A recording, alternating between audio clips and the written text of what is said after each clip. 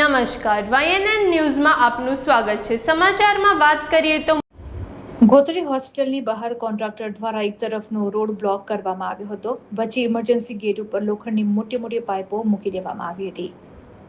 જે સમયે ડોક્ટર રાઠોડ દ્વારા તેમને ધ્યાન દોરવામાં આવતા ઇમરજન્સી ગેટ ઉપરથી પાઇપો હટાવી લેવામાં આવી હતી।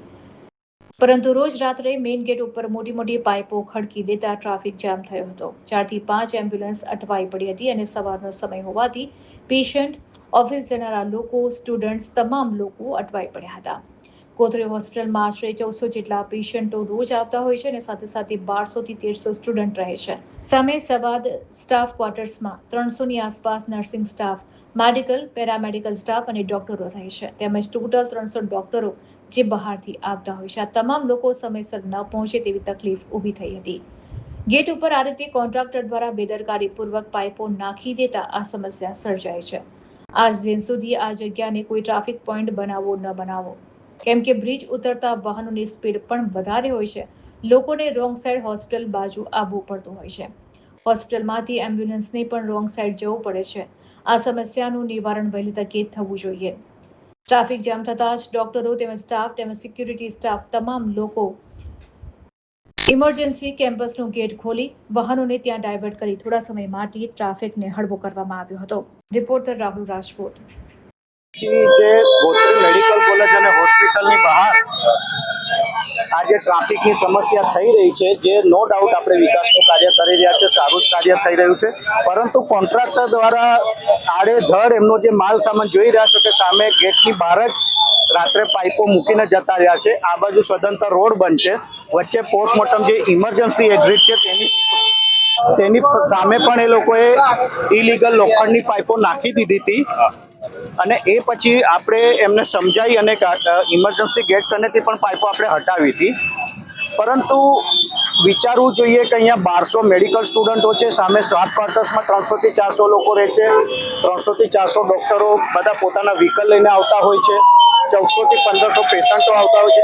તો અહીંયા મને એવું લાગે છે કે ટ્રાફિક પોઈન્ટ રાખવો જોઈએ।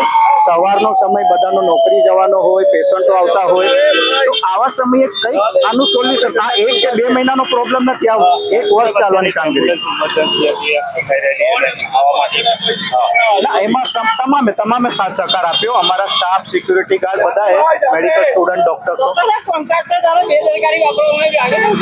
જે અત્યારે હું ચોખ્ખું કહી દઉં કે આ ગેટની બહાર જ્યારે ખબર છે કે આ હોસ્પિટલ છે, મેડિકલ કોલેજ છે, અહીંયા આટલા પેશન્ટ, ગેટની બિલકુલ બહાર આ રીતે પાઇપો ના નખાય। અગાઉ પણ એમને આ મોટી પાઇપો ઇમરજન્સી ગેટને આગળ કરીને મૂકેલી હતી, તો વખત એમને થોડું આપણે ડિસિપ્લિન મેન્ટેન કરવાનું। સરકાર આટલું સારું કરી રહી છે તો કોન્ટ્રાક્ટર દ્વારા એમને પૂછવું જોઈએ। બંધ કરવા કેવું આ ગોત્રી હોસ્પિટલ છે, આ ગોત્રી કોલેજ છે, GMER હોસ્પિટલ। આ વિસ્તાર 15,000 થી આજ પોલીસ સ્ટેશન છે। બધી તકલીફો એવી છે કે મોટા પાઇપો જે છે એક વચ્ચે મેલી દીધેલા છે અને વચ્ચે આ 2 ખાડા ખોદેલા છે।